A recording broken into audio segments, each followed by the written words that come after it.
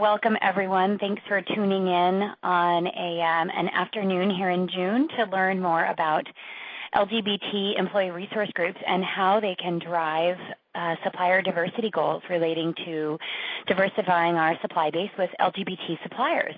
I am delighted to have been certified with the NGLCC for, I think, 4, maybe 5 years by now, and enjoy a wonderful relationship with the organization where I feel supported in terms of business development and making connections and ensuring that we are, in fact, doing some work, in my case, for our corporate clients, that we are often the first or second LGBT-owned and certified company in their supply chain. So I'm very proud of that fact, and I know that we are all trailblazers here on the call today. We have trailblazing companies on the call today, speaking of, on my illustrious panel. And we have done this event, as was mentioned earlier, several times, both in webinar format and also in a live panel event. And I wanted to give a plug quickly. At the NGLCC conference this summer, late July, early August, we will also be doing a reprise of this panel featuring different companies than we have today, or a mix of same and different. So we encourage you to attend that and continue your learning on this important topic. So I've got Matt from Aetna on the phone, Manny from J&J, and Trung from PepsiCo, and we're all we are used to each other's stories and having anecdotes from these different companies that are on the phone because we've done this several times. But I know that we haven't had this dialogue for many months now, and I know that maybe some things have changed in their organizations, and hopefully progress has been made, even in that short amount of time on this topic. So I'm really excited personally to hear the best practices from these companies, but also the next practices. And we do count on these companies to be leaders in this conversation. So I'm excited for the insights from the panel. If you'd like to say hello to everybody, let me introduce each of you, and maybe you could say a few words about your title and role at the company, and potentially your role with your employee resource group, and also vis-a-vis your supplier diversity efforts at your company. So let's start with Matt Luginbuhl at Aetna. Welcome, Matt. Good afternoon, Jennifer. Thanks for the introduction. My name is Matt Luginbuhl. I am in the Office of Diversity and Inclusion at Aetna. Right now, actually, I'm working on enterprise-wide communications for diversity and inclusion. Prior to this current role that I've taken on this year, I manage the day-to-day operations of our employee resource group. So we have 15 national employee resource groups here at Aetna, and then within those groups, there's 85 local chapters around the country. So some ERGs have local chapters, and some operate on a national level.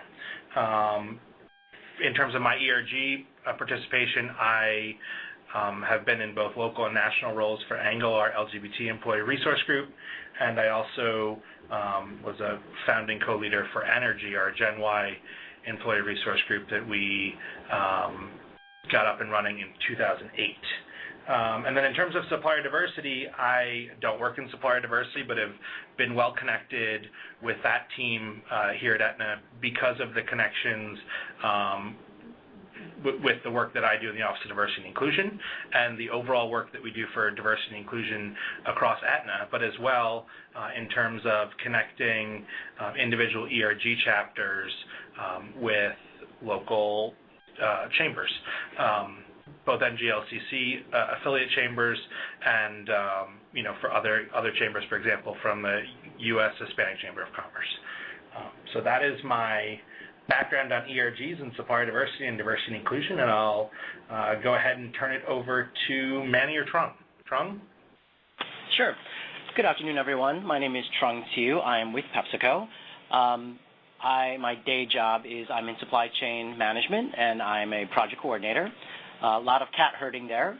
And then in terms of my gay job, I am the chair of the PepsiCo LGBTA Steering Committee, and I also work as the chair of the Corporate Advisory Council for the National Gay and Lesbian Chamber of Commerce. In terms of my connection to supplier diversity, a lot of this stemmed directly from my work with the NGLCC in linking our supplier diversity team with the NGLCC. So, Manny? Thank you, Trung, and thanks, everybody. Glad to be today here with you. I work for Johnson & Johnson, and again, my name is Manny Diaz. I am the manager of advanced analytics for the procurement function within Johnson & Johnson, and part of my responsibilities include the supplier diversity analytics as well that we put together for the business. In terms of my engagement with the ERGs, I am also the supplier diversity lead for Global, our LGBT ERG, and I co-chair the Support the Business Growth pillar for OLA, which is the Hispanic ERG in Johnson & Johnson. And, of course, I have the pleasure of working in the ERG subcommittee within the NGLCC with Trung and Matt and Jen as well. So glad to be here. Back to you. Thank you. Thanks, Manny. Thank you, everyone, for joining us. Really interesting stories that we're going to be able to share today. So before we get started with the questions for the panel, I wanted to direct all of you to an email address that you could send your questions to as we go, which is corporaterelations@nglcc.com. So again, that's corporaterelations@nglcc.com. And actually, Jennifer, if I could jump in. Yes. That might have been a typo. It's actually corporaterelations@nglcc.org. Oh, .org. Sorry about that. Sorry about that. .org. Thank you. So please feel free to email us on an ongoing basis throughout this discussion. We'd love to hear your questions, and we're always able to talk about a lot of things because it's a rich topic. So if you'd like to direct us one way or the other, or some specific need that you have for information or best practices from these great companies, please email us, and I'll keep an eye on that as we go. And then we'll also conserve about 10 minutes at the end for more formal Q&A, which the NGLCC team will help us moderate. So that is corporaterelations@nglcc.org. All right, let me ask a general question of the panel, and we can hear from all three of you on this. Describe how LGBT businesses came to be included in your company's supplier diversity program. Take us back to that effort that you all were likely involved in, and even if you weren't, how did it happen? And tell us a little bit about lessons learned and best practices there. Manny, would you like to start? Sure. I'll get the conversation rolling here. So for Johnson & Johnson, we have had LGBT as part of our supplier diversity program for a while, but it wasn't really until about 3 years ago, or a little over 2 years, that is, that we started measuring our spend with LGBT-owned businesses and tracking them more formally. As we also consolidated the relationship with the NGLCC, that helped greatly in gaining access to the database of certified suppliers. So we started putting together the metrics and then reporting on those along with the other metrics for the supplier diversity program on a monthly basis. So it's been, I would say, really an evolution as we begin to look at the supplier diversity program and identify opportunities, and then realize that the LGBT group also needed to be portrayed and tracked, and so that was incorporated at that point. Great. Thank you. Matt, how about at Aetna? Yeah, absolutely. Thanks, Jennifer. So, yeah, we as well had tracked diverse suppliers for quite some time. Hadn't been tracking LGBT until it was actually our chairman and CEO, Mark Bertolini, had been the executive sponsor of the LGBT Employee Resource Group. And as part of that role, he was attending Out and Equal, which is a national summit for LGBT workplace equality, and ran into, or rather was cornered by, Justin and Chance, the co-founders of the NGLCC. And they got his ear and were able to explain the business case for LGBT supplier diversity. And from there, it was really, it moved forward in that we were just going to do this because we already had the program in place. We already had the systems in place to track. And then, in starting the relationship with the NGLCC, we were able to begin to source LGBT businesses. And as a result, Mark actually joined the board as the first straight ally, a board member of the NGLCC. So I guess I would say overall, we thought it was the right thing to do, and the timing worked out where we were able to start tracking LGBT. Thank you. Trung. Sure. So my story is very similar to Matt's in that I was attending a Not an Equal conference as an ERG leader. And again, Justin and Chance cornered me, started to talk to me about this, and I went back to PepsiCo and found out, oh my gosh, we actually have an office that is called Supplier Diversity, and had several conversations with that office, finding out more about what they do, and then sort of what the logistics would be to add LGBT and why it's important. And honestly, through a lot of hard work with the NGLCC, was able to finally convince the Office of Supplier Diversity that adding this would not be any more cumbersome or difficult, and there wouldn't be, as many pain points as I think the office was anticipating. So the NGLCC honestly made it a lot easier for me to help our supplier diversity team understand, what the needs were, how this could be to our advantage, and also sort of how to work out, how the reporting work and those sorts of things, because a lot of companies were already doing this, and we had great examples. And PepsiCo, being as competitive as we are, saw this as a benchmarking issue where we absolutely needed to be doing this as well. Whether or not the government was asking for it, we figured we needed to get ahead of the curve versus finding ourselves behind. Yeah, I'm not surprised that was the thinking. So great companies always try to stay a step ahead and anticipate what the market is going to ask them to do in the future, and make the investments early on. And I think all of your companies had the foresight to do that, and obviously you all played a really important role. So our next question is really, and some of you started to touch on it, Matt, your story about Mark Bertolini at Aetna, the support of executives from the beginning for this effort, and also the support of ERGs. So I want to start thinking about how did the ERGs partner or help drive the effort? Were they early at the table, and how has that involvement gone, from the very beginning? And then we'll get in a little bit later to the current state of their involvement now and how they help drive LGBT supplier diversity. But what did that constellation of supporters and stakeholders look like at that beginning point? Trung, would you like to start this time? Certainly. So I think from its first inception, when we were talking about how do we incorporate LGBT suppliers into our vendor list, et cetera, I think there was a lot of sort of back and forth with the Diversity and Inclusion Office as well as supplier diversity. And for those of you on the phone, I think this is a topic that I know, at least on the ERG Council, our subcommittee, we actually talk about this a lot, in that oftentimes our procurement office, our supplier diversity office, and our diversity and inclusion office aren't always linked in to the same story or thinking. And so for me, it was a lot of going back and forth with all three offices and saying, hey, this is important. And of course, diversity and inclusion says, of course it's important.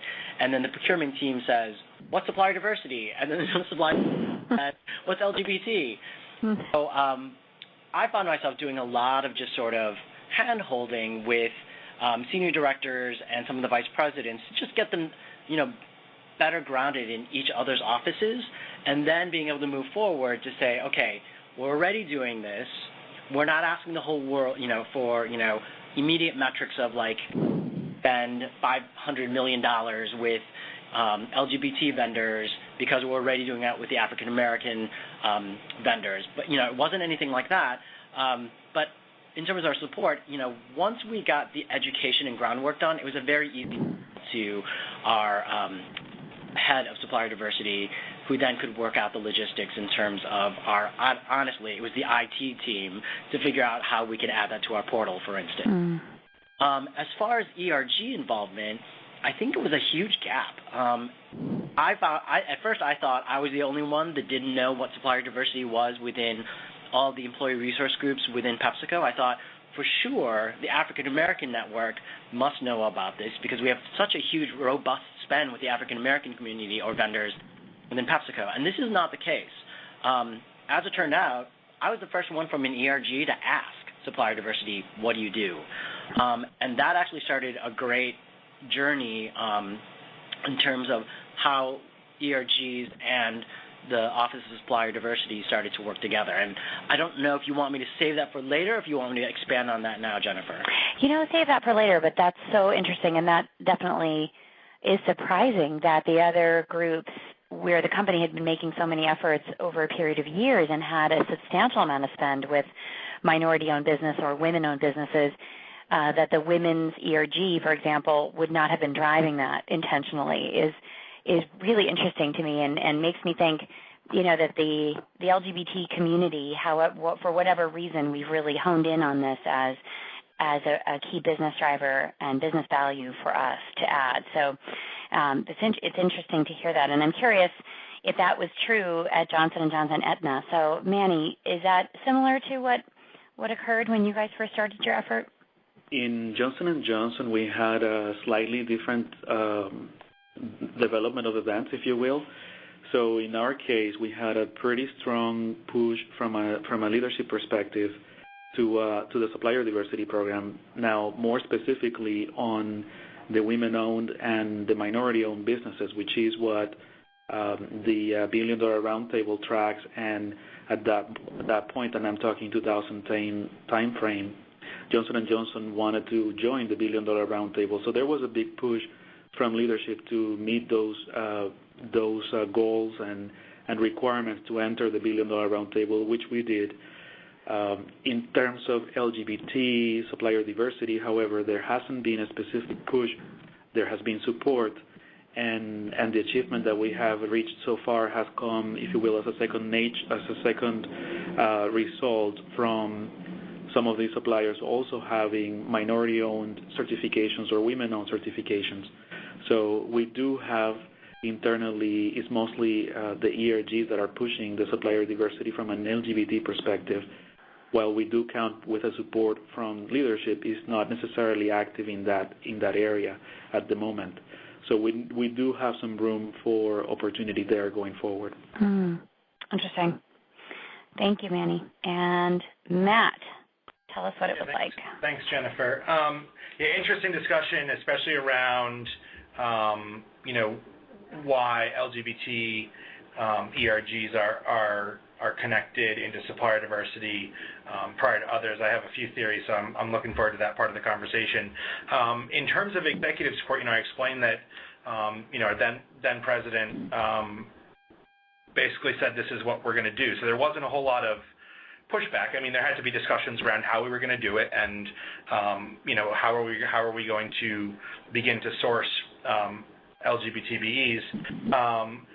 From an ERG perspective, though, it's interesting because you have the NGLCC as the national entity, but then you have the local chambers, which are affiliates of the NGLCC, and it's not as if we started a partnership with the NGLCC and then suddenly we were disconnected locally. It was actually kind of separate in that CABO, the Connecticut Alliance for Business Opportunities, the Connecticut LGBT chamber affiliate of NGLCC, was forming, I think it's 5 years ago at this point, and they knew that Aetna was involved with NGLCC, but really approached locally here in Hartford, actually our chief diversity officer at the time, to discuss local partnership.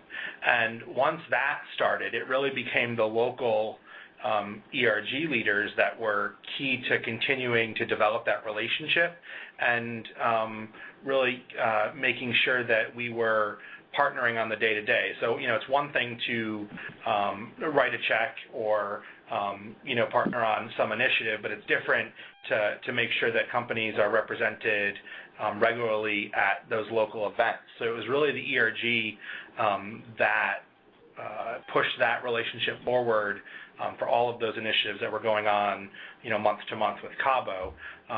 Also have seen a little of that happen in Phoenix as well with the chamber, with the local LGBT chamber there, and certainly looking to expand that as a best practice for local ERGs connecting with the NGLCC affiliates, because we see that really it's those local companies that we need to connect with in order to source the certified businesses.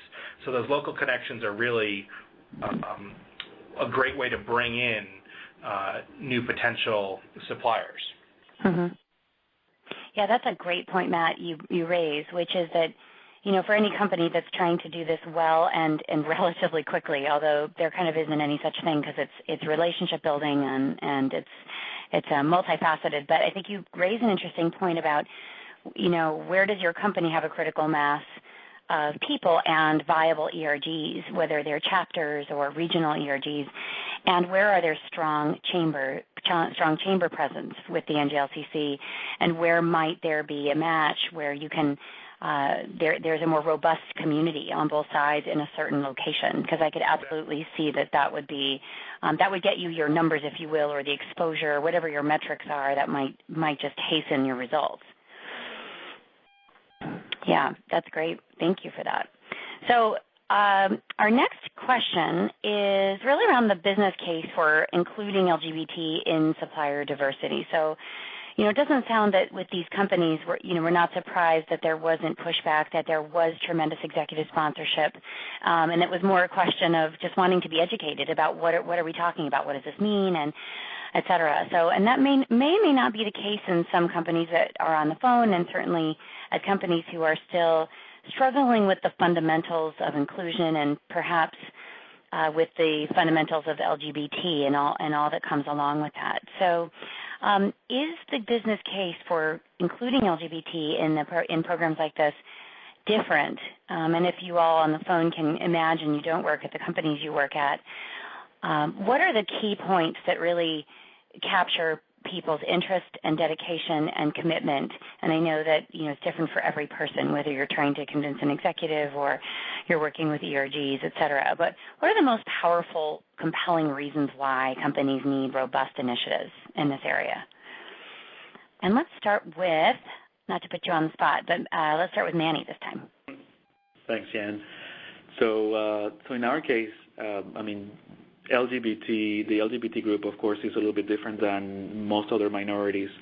In the case for diversity in general, of course, is somewhat standard at this moment for most people.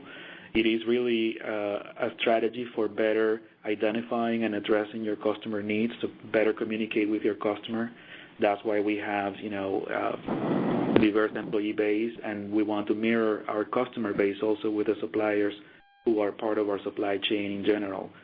Now, for LGBT, the case is a little bit different in the sense that they are a smaller group of the population, a smaller size, so considerably smaller size compared to other groups, and therefore there might be the incorrect perception that it may not be significant from a business perspective. However, it isn't until we start looking at the actual numbers and the actual purchasing power of the LGBT community when people in general realize that the purchasing power of this community actually rivals that of the Hispanics or the African Americans. Because as we know, as many of us know, the LGBT community or customer tends to be influential, affluential, and also be very well connected in the community. So definitely there is a lot of opportunity here from a business perspective to capture these customers. And in addition to that, customers from this community tend to be loyal to the companies that show that they understand, care, and respect the values that they go for. So when we start looking at that data, at that group more closely, that's when the business case really emerges, and that's when the picture changes.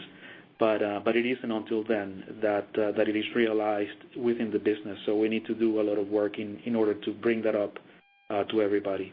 Mm-hmm. Great. Thanks, Manny. So that's really a consumer value proposition. And, it depends whether we're in consumer-based companies, B2C companies, or whether we're B2B companies. So, Trung, you are another consumer play. I would imagine that business case was really compelling for your various stakeholders. So tell us a little bit about how you articulated it. Sure. So a lot of those facts I did share with our team as well. But I think one thing that has occurred to us during those meetings was that honestly this expanded our pie of suppliers and our pipeline.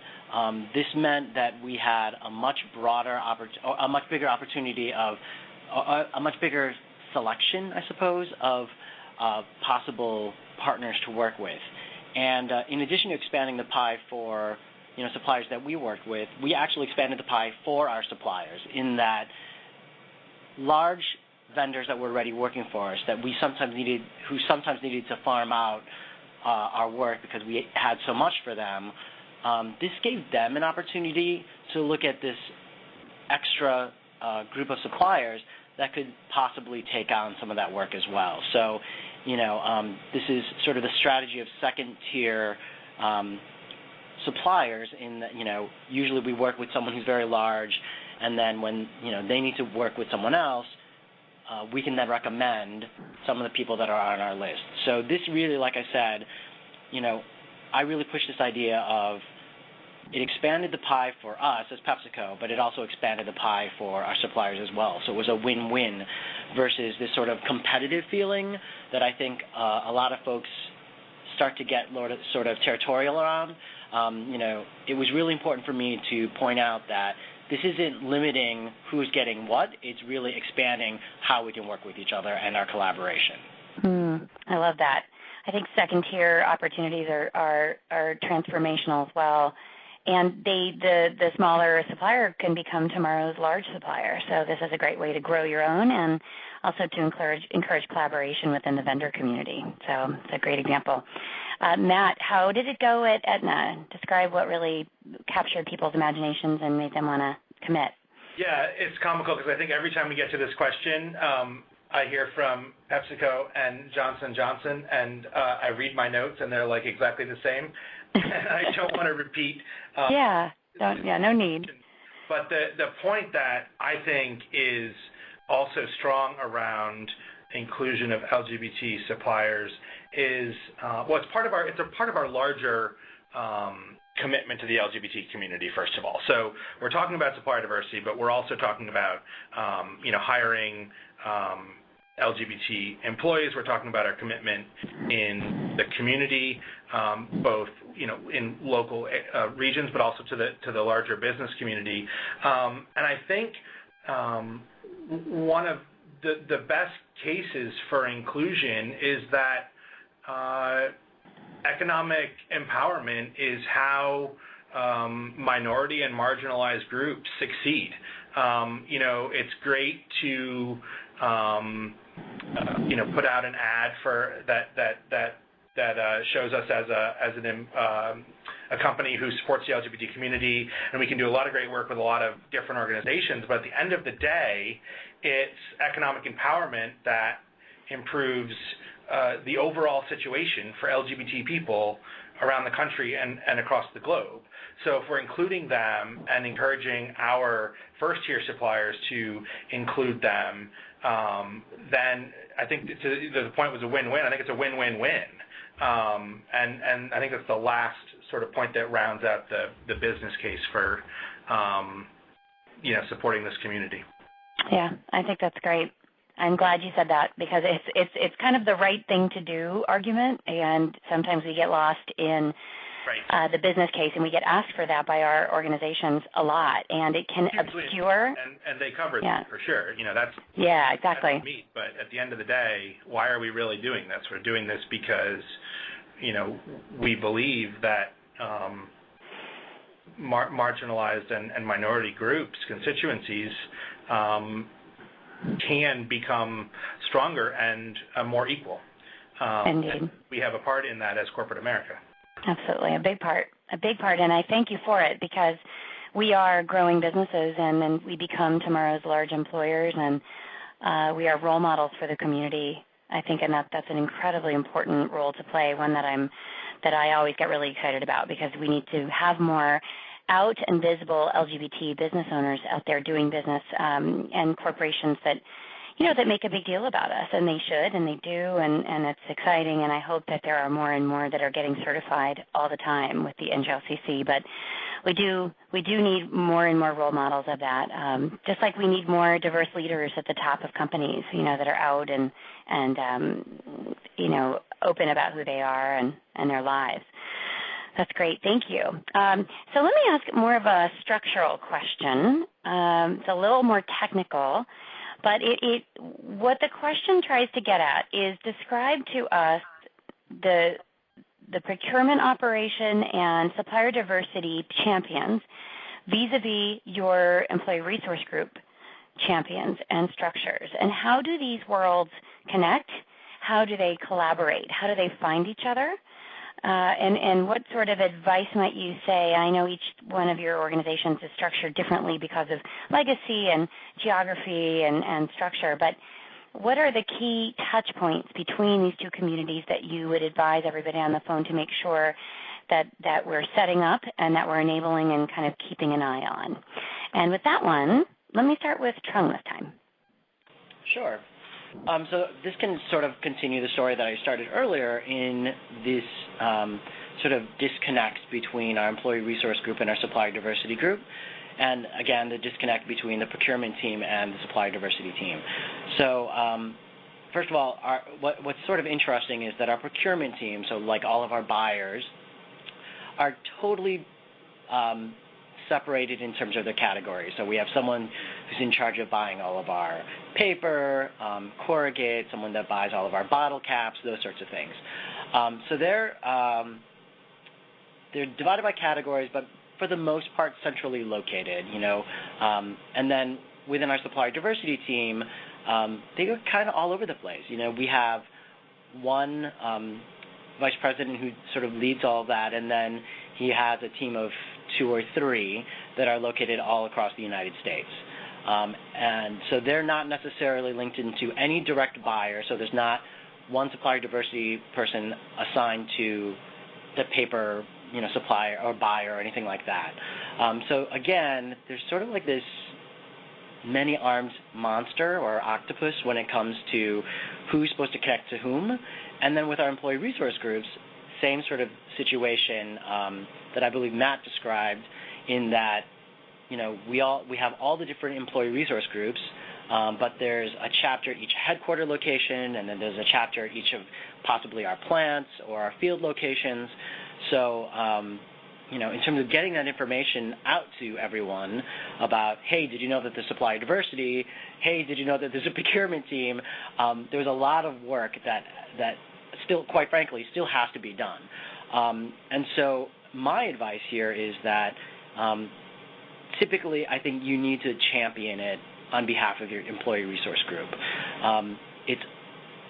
I think it's always really exciting for the supplier diversity team and the procurement team when someone actually takes an interest in what they're doing in a positive way, not just number counting. And so when I approached both of those offices in this sort of like, hey, I want to know more about what you do and how I can help you, that they were totally all over that. And they wanted me to, come up with other strategies for them. And they knew that there was this gap. And quite frankly, it was great for my employee resource group members to hear about these two worlds that, they normally would never hear about, because, employee resource groups tend to be siloed in our jobs, our day-to-day jobs. So this was a great educational opportunity to find out more about what other departments there are in the company.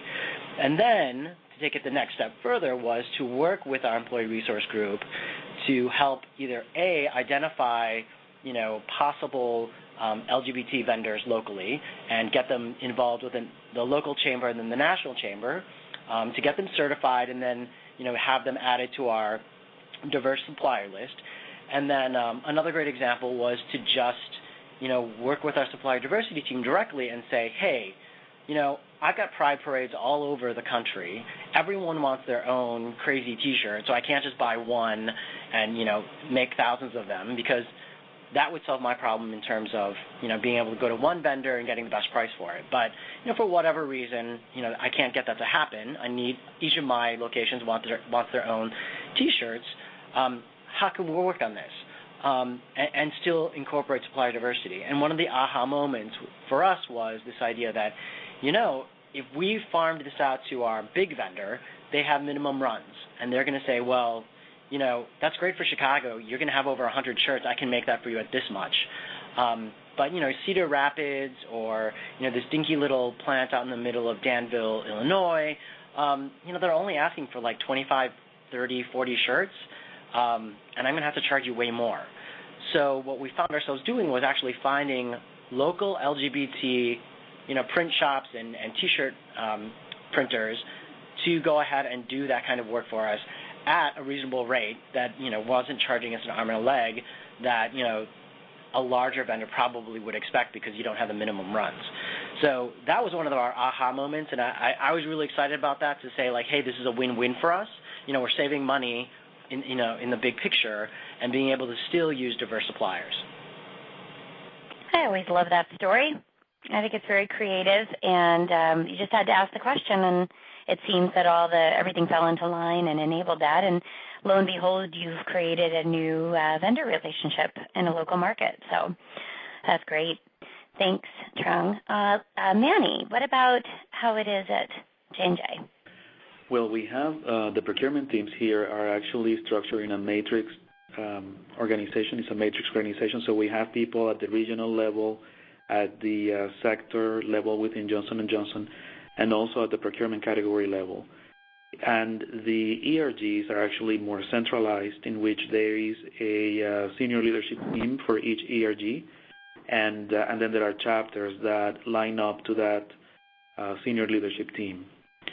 Now, the way that we have them intertwined is that our procurement folks usually form part of these ERGs networks, and therefore when we have initiatives such as supplier diversity, for example, that we want to push from a procurement perspective, our ERG members that are also from a procurement function are the ones who bring up the topic to the ERGs, to the rest of the community, the ERG community, and educate as needed or provide the resources that are needed for moving forward the supplier diversity program.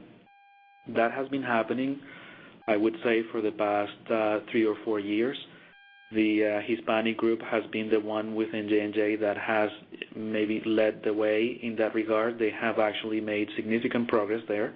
And the LGBT group, global, is following closely with different programs and different initiatives.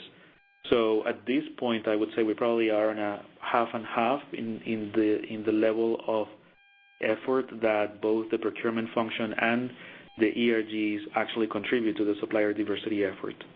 Mm-hmm. Great. Thank you. Helpful. All right, Matt, anything from Aetna? Yeah, so our procurement operations are they're in some ways centralized for large commodities that we're purchasing, but then there's also a lot of buying decisions that are happening at the business unit level. So oftentimes, in terms of supplier diversity in particular, it's their goal to educate buyers in business units about, A, the importance of using diverse suppliers and why that's important, what the business case is, but then also connecting them from a sourcing pipeline perspective with those organizations that are certifying suppliers so they can assist in finding diverse suppliers. So we also track diverse suppliers in our own system so that someone who's making a purchasing decision and looking for a particular vendor can keep that in mind as they're making the decision. Certainly still it's not as if, like with a hiring decision, it's not as if a diverse supplier is going to win a bid against a traditional supplier just because they're diverse. Of course, it's still talking about price and quality and when they can deliver, but all things equal, we want to choose a diverse supplier because we know, again, back to the point that was made earlier, that diverse viewpoints, diverse perspectives, create better product for us as the customer, but then also for our customers as well, more innovative product, if you will. So in terms of ERGs, we are centralized in that they all report into the Office of Diversity and Inclusion, if you will. There's actually new this year is that there's an ERG Leadership Council, which is 2 national ERG leaders from each ERG, so 30 folks that come together both in person and on the telephone to really drive the high-level program and strategy forward. So in the past, we brought together all ERG leaders on a monthly basis, meaning local and national folks. We had like 300 people, and it was essentially a report out, and there was some discussion, but we really found that we needed to hone that group to a smaller contingency of national leaders, and they've been working on different initiatives as one operating body this year. So we actually haven't done anything yet with supplier diversity this year. We're also reorganizing supplier diversity programs. So in the future, we'll again bring this group in with the supplier diversity folks, and hopefully this is a next level initiative that we focus on as we sort of regroup both programs. I hope so. That sounds great. And Matt, that's really helpful and a great segue actually into a question we have from Marsh McLennan, which is a B2B environment. And it's a great question, which is that the LGBT ERG members, and this is probably typical, are still on a learning curve relating to supplier diversity and whether it should be supported by the ERG versus looking at it as something that really lives in procurement. So it may not be traditionally a goal or a metric or even an area of involvement that ERGs see for themselves, potentially even in a B2B environment or especially in a B2B environment, that it really belongs to procurement. So what kind of advice would you all have relating to, and maybe this is a re-ask, but relating to helping the ERG members embrace supplier diversity as something that really should be in their strategic goals, whether that's hard or soft metrics that they might choose to sign up for.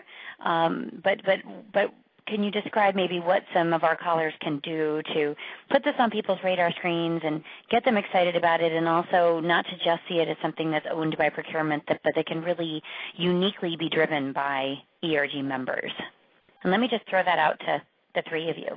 Yeah, I can chime in on that, Jennifer. Sure. This is Matt.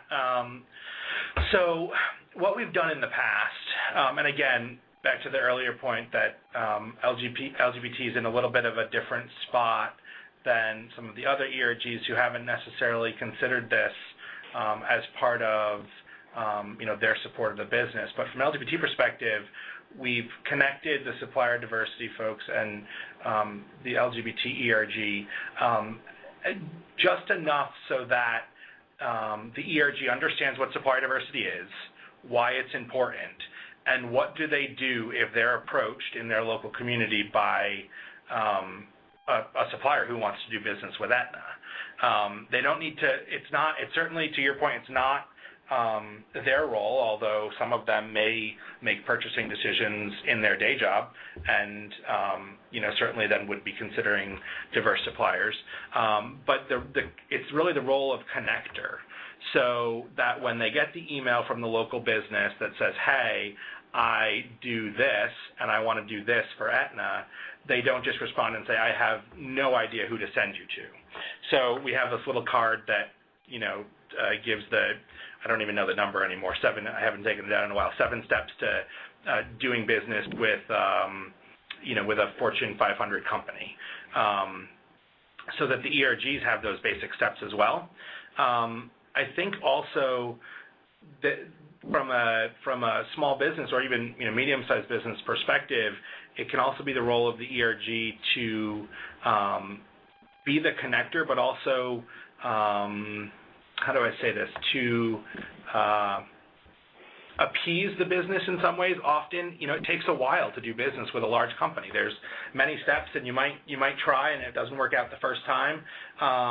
You might send several emails. You might not get a response because, hey, there's a lot of companies that want to do business, and only so few people that are managing it. So often I found that it's the ERG leader that can say, hey, I connected with them, they got your email, they're working on it.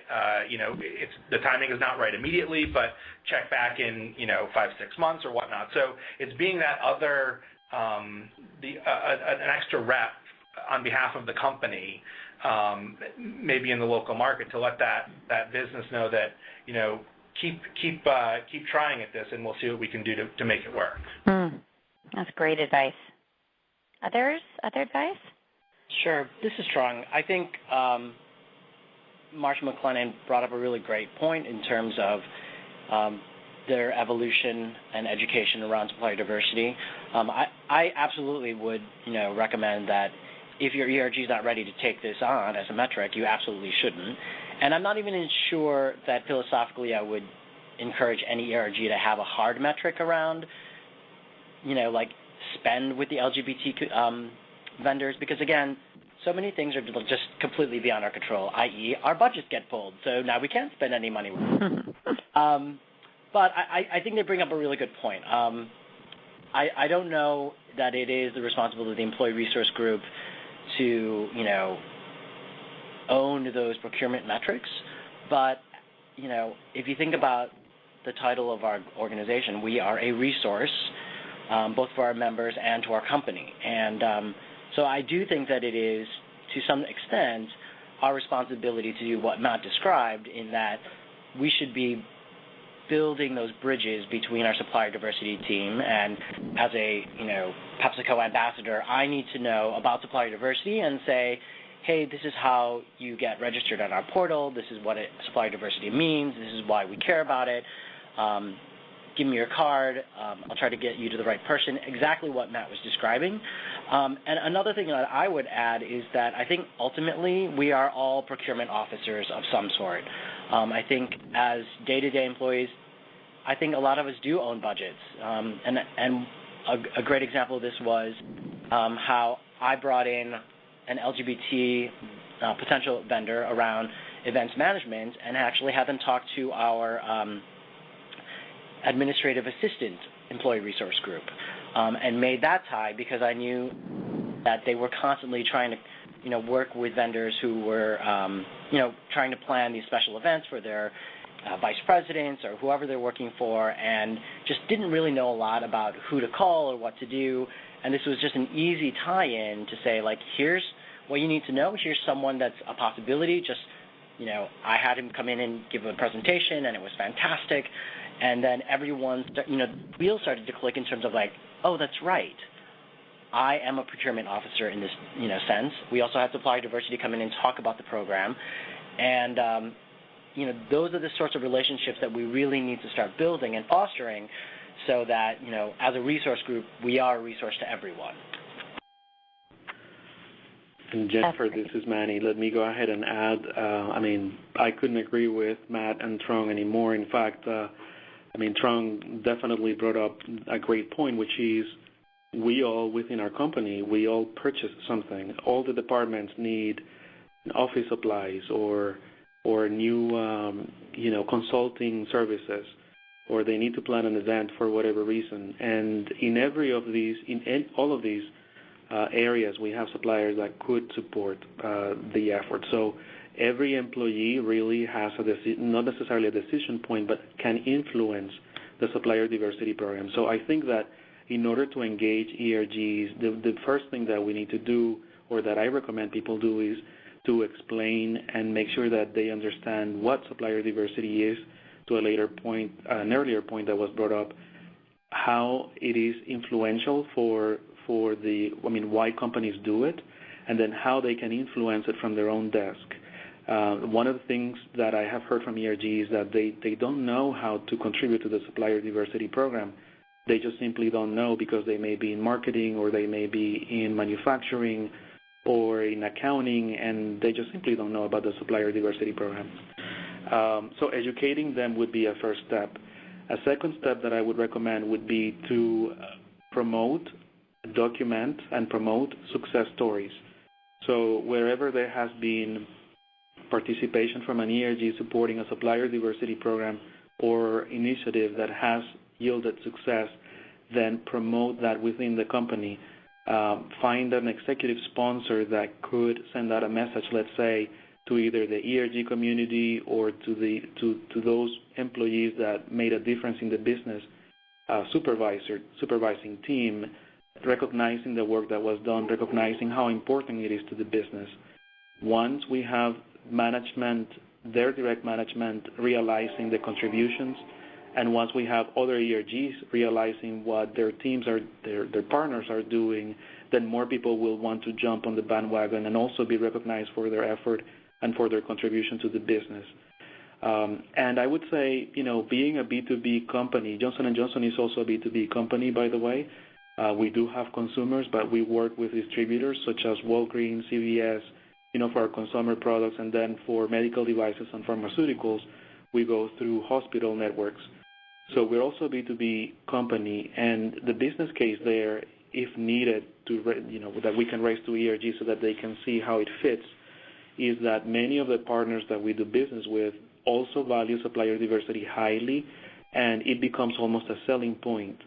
Sometimes when we come into a meeting with a potential customer and we let them know our achievements in supplier diversity and how our ERGs are contributing to that. And I think that the person that sent out the question mentions that ERGs are moving to business connections. Well, ERGs indeed play a significant role in business connections, and as you know from the NGLCC conferences and from the local chapters, that many of the ERGs play a role in connecting the business with those. So we're connecting the business with suppliers, with potential partners, with potential customers. And I guess I'll give you a quick example before I turn it over to Jen. We last year launched a campaign called Care with Pride, and we did that in partnership with Walgreens, one of our main customers, as you can imagine. This partnership also included a diverse supplier, an LGBT-owned business, that gave us support in putting together a marketing campaign with using coupons that would be redeemable for J&J product at Walgreens. And at the same time, J&J pledged a contribution of equal to $1 for every dollar that was redeemed per coupon to PFLAG for bullying in schools, to help them fight bullying in schools. That was last year. There were very, let's say, ambitious or optimistic expectations from that program from a revenue perspective. Those were met and exceeded. And at the same time, we had a really significant contribution to PFLAG as well to fight bullying. Based on that success, J&J and that particular campaign was recognized as a nominee for GLAAD as one of the best in advertising. But more than that is just the relationship that it built with Walgreens, again, one of our main customers, and getting us even closer to that partnership and that experience that we're now repeating this year, and we're actually expanding to Canada. So those are the business cases that you can bring to your ERGs, but you have to start with educating them and then highlighting their contributions to the business to incentivize them to participate. Fabulous. My other favorite story that we always cover. Thanks, Manny. We have only a couple minutes left, and I do want to leave time for the NGLCC team to say a few closing remarks. But since we don't have a lot of emailed questions, hopefully everyone's just busy taking notes. One last question I would have is encouraging LGBT suppliers that are already in your supply base to disclose that they are LGBT and to go through with the certification. So any advice on how to find them? Are they out there? And what sorts of mechanisms you've done to even look within your existing supply base, let alone contracting with new relationships to communicate the company's commitment and say that it's safe to do this, and not only that, but we're looking for you, and we're looking for you to be certified so that we can target spending more money with you, ideally. So any advice for the folks on the phone about that? So this is Trung. I just want to clarify the question. So are you asking how we would suggest,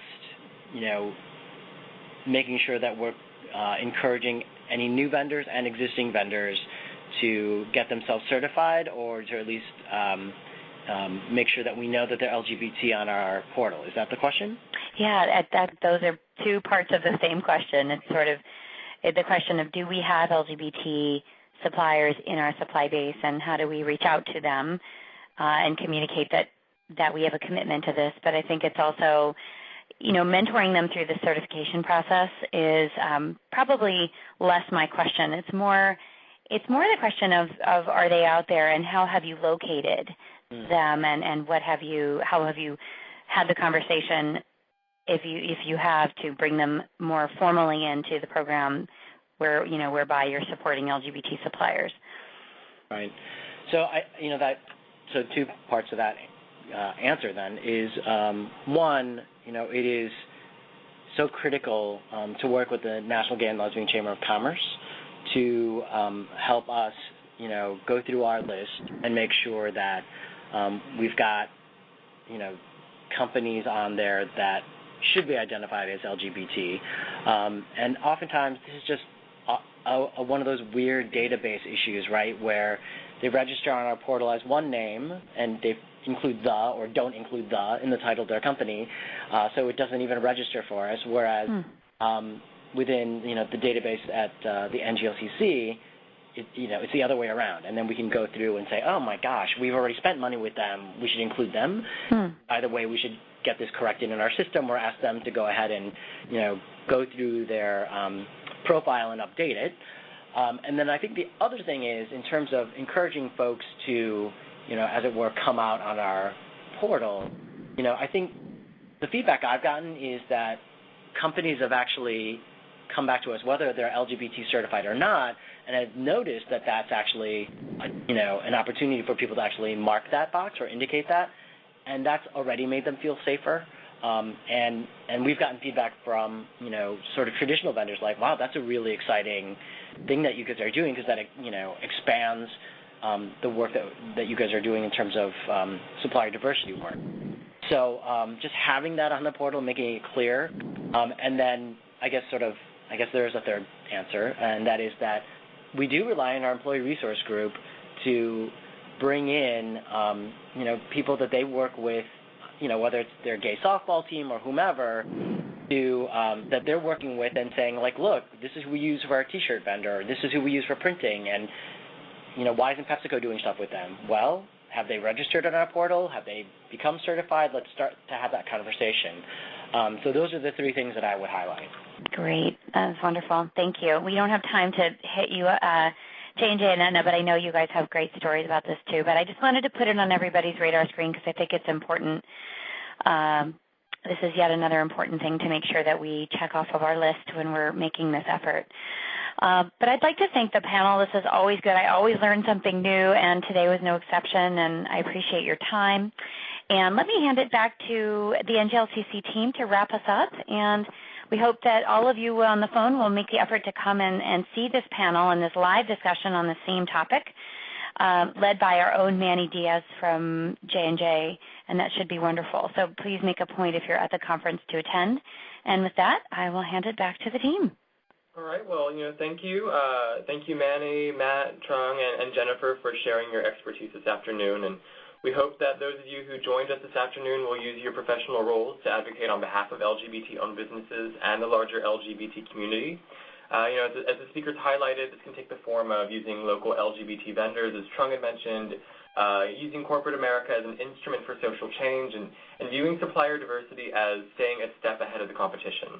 It can be asking procurement decision makers to seek out LGBT-owned businesses for their purchasing needs, promoting HR policies that welcome LGBT employees. There's many ways. And please also refer your entrepreneurial friends and contacts to join the NGLCC and look into certification as an LGBT business enterprise.